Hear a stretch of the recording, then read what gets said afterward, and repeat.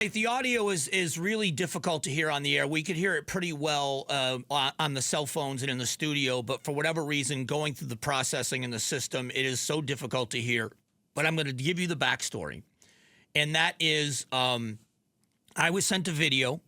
It is of a teacher in the Washington Elementary School District talking with her elementary school students. And in the video, and the caption of the video that I received, it outs a teacher and says, this is who this teacher is, and this teacher has been placed on leave. I am not using that teacher's name because I have not verified that, yes, it is that teacher. I have reached out to that teacher via email and explained exactly what I just told you, talking about this on the air. I heard it was you. Can you verify it's you? And if it is you, would you like to come on the show and tell your side of the story? I've not heard back from that teacher, but I just want to tell you this is what we've done to try to get to the bottom of this. It has been my contention for a very long time that parents want their kids in public school. Not all parents, because there have been private schools forever. They want their kids in the neighborhood public schools. I think that it is an advantage. I think that growing up, I've told this story a bunch, that I was very fortunate. You know, we bounced around when my parents divorced, but I lived in the same area, so I never changed schools. But I hung out in the villas. If you've ever been in Southwest Florida, it's a neighborhood that's been there for decades and decades and decades, and we still refer to each other. We just had our 40th high school reunion, which I didn't go to because every time I go home, it's a high school reunion. I see all the Villas kids. We still call each other Villas kids. Many of them went to the same elementary school, then the same middle school, then the same high school. I didn't move to Florida till I was in middle school, so I went to the same middle school and high school with these people, and we're still friends to this day. We are still very well connected. We stay in very close touch, and it's the way it should be.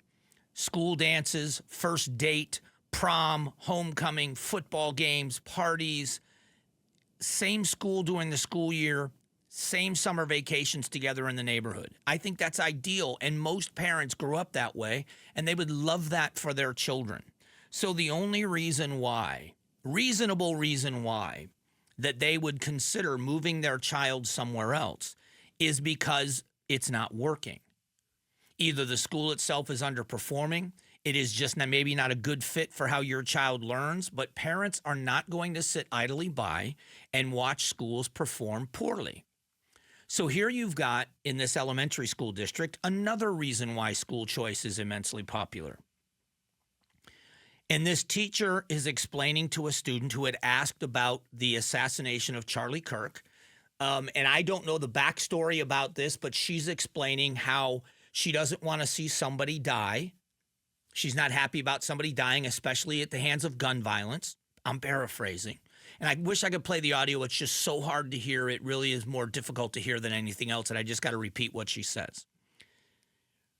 But she goes on to say, but I don't have to be sad for that person. I don't have to cry for them. Does that make sense? In other words, I don't want anybody to die, but I'm not sad that guy died. I feel bad for his children. I don't feel bad for him. Now, there are a lot of people that say that crosses a line, and I absolutely think that crosses a huge line because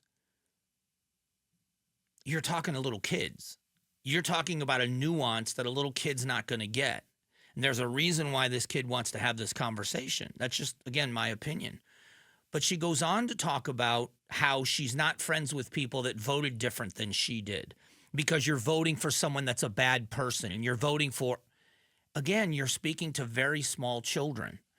And there are many parents that just think that's got no place in the classroom. Now, again, I've been told the identity of this teacher, but it's not confirmed, so I don't know if that's correct or not.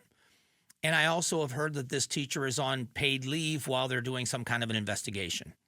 In the end, do I think this teacher ought to lose her job because of this? If all of this is true and the context is correct and everything else, no, I don't necessarily think the teacher should lose her job. But I do think it's important that the teacher understand and believe that that kind of conversation crosses a line that you shouldn't want to cross. And I think that's where the conversation about school choice, it's different when you're talking to high school kids. And here's the difference. years ago, and because that teacher's not there anymore, was a social studies teacher at Red Mountain High School in Mesa. And I was asked on a number of occasions to come and speak to the social studies department and come speak to the students. And there were people in the administration that were justifiably concerned that I was going to walk in and start talking politics with these kids. And I absolutely did not. I spent most of the time letting them ask questions and wanting to hear them talk than me talking. I wanted to hear where they and they were concerned at the time. It was, during the war going on, so they were afraid of terrorist attacks and all of the things that we're afraid of. They were afraid of, and they would ask me questions and I would answer them. But I didn't go into. And as a matter of fact, at one point, climate change came up, and I talked about my opinion on climate change, but I gave the other side. And a girl, I think, very courageously raised her hand and said, "I disagree with you, but I don't know why." And I said, first of all, that's completely understandable. I'm a lot older than you. I've got an unfair advantage, but you have to go back and clarify what you believe. Because if you know exactly what you believe and why you believe it, then you are better equipped to push back against what I believe and why I believe it. You just got to you got to refine your argument. And it was a great conversation, and I walked away each time with people having a mutual understanding, but I had to make a concerted effort to not go in there and try to indoctrinate to my way of thinking is the only way of thinking, and you should think like me, and this is why. When teachers do something like this, parents are going to run for the hills. I've got a lot more coming in. I have more information coming in when people are getting requests for Freedom of Information Act requests. And there's a lot more in the coming days of what's happening in education in our society and why people are very, very concerned about public education. Thanks for watching the Mike Broomhead Show. Tap to watch and listen to the new season of Amazing Arizonans, a KTAR News podcast. You can also click the button in the middle to subscribe.